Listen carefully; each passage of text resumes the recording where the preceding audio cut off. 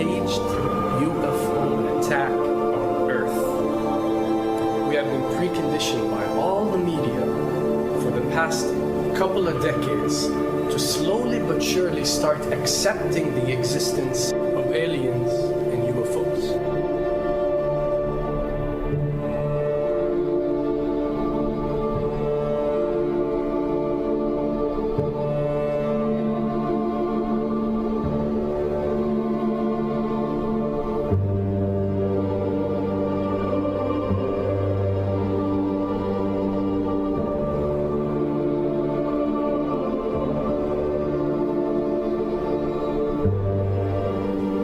I can tell you right now that 99% of every UFO sighting that has ever taken place has actually not been an unidentified flying object, because this has always been military technologies.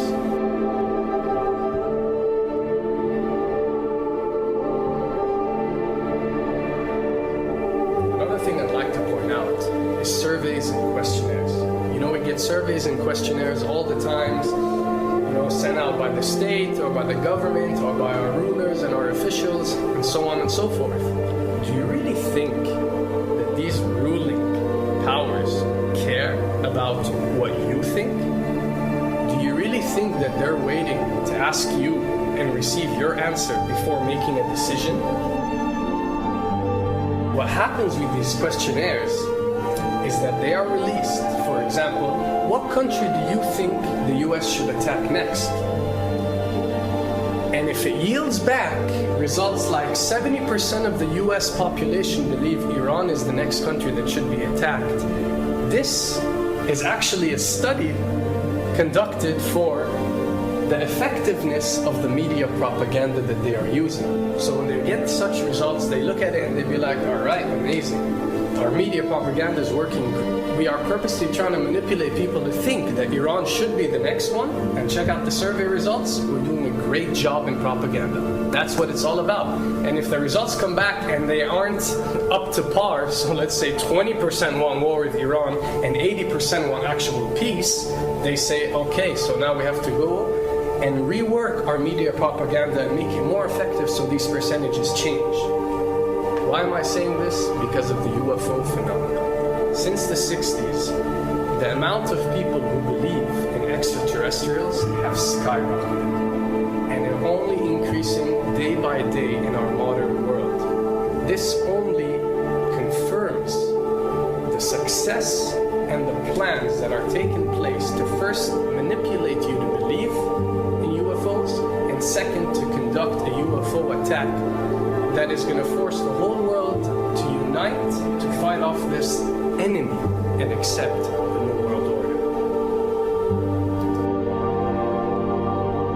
A former Canadian government official is warning we may be on the verge of intergalactic war, saying, quote, the Bush administration has finally agreed to let the military build a forward base on the moon, which will put them in a better position to keep track of the comings and goings of visitors from space, and to shoot at them if they so decide. I was introduced to the late Dr. Wernher von Braun in the U.S., the father of rocketry. In my first meeting with him, during that first 3.5 hours, he said to me, Carol, you will stop the weaponization of space, because there is a lie being told to everyone that the weaponization of space is now first being based upon the evil empire, the Russians. There are many enemies, he said, against whom we're going to build this space-based weapon system, the first of whom was the Russians, which was existing at that time. Then there would be terrorists. Then there would be third world countries. Now we call them rogue nations or nations of concern. Then there would be asteroids. And then he would repeat to me over and over, and the last card, the last card, the last card would be the extraterrestrial threat. As a military strategist, as a person who worked on the MX missile, which I did later, he said, you will find that there is going to be a spin to find some enemy against whom we have to build space-based weapons, and now we should expect the spin. And that's the formula, except that it's all based on a lie. A supersonic saucer.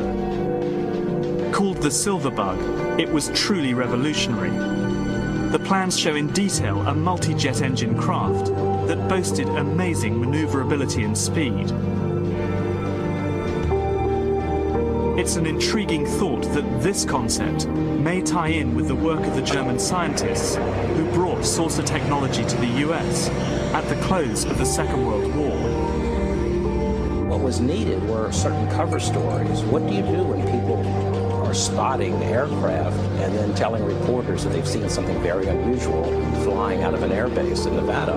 And frankly, this was the origin of a lot of the sightings that took place in the mid-50s, 1954, 55, 56, of unidentified flying objects, the UFOs. So the CIA was involved in encouraging people to believe that, yes, they saw UFOs, and the CIA and the military tried to be very helpful to reporters to get these stories out, to divert the attention of the country, and particularly the people in this region, about what they had actually seen.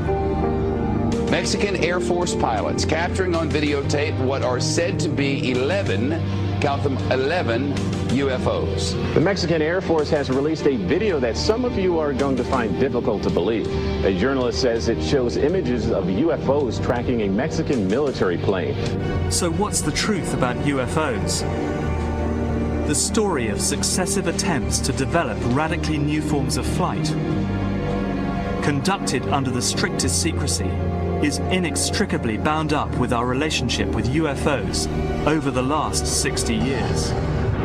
Whether it's Allied pilots buzzed by strange balls of fire in 1942 or the Roswell incident 5 years later, there is a strong case to be made that secret military technology offers a convincing explanation for many UFO stories. Anytime the government has secrets that they can keep from us, they can manipulate us by those secrets. In essence, they still remain 25 years at least ahead of us in technology, information, and knowledge, and secrets, and they are using them against us.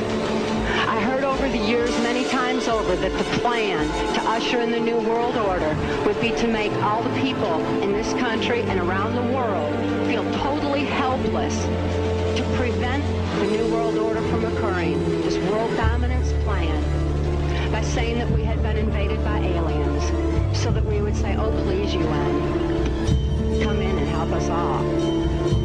So bear in mind that there is a planned orchestration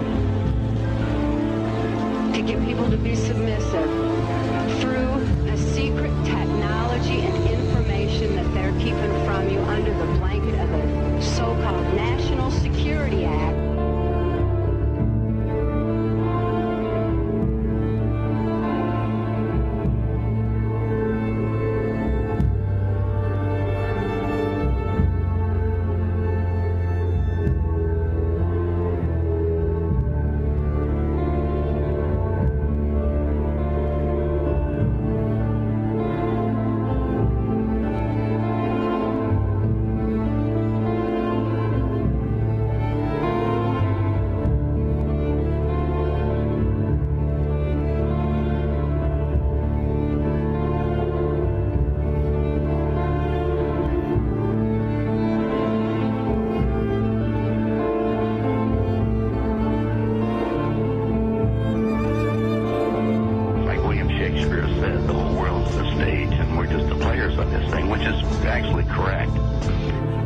Perhaps we need some outside universal threat to make us recognize this common bound.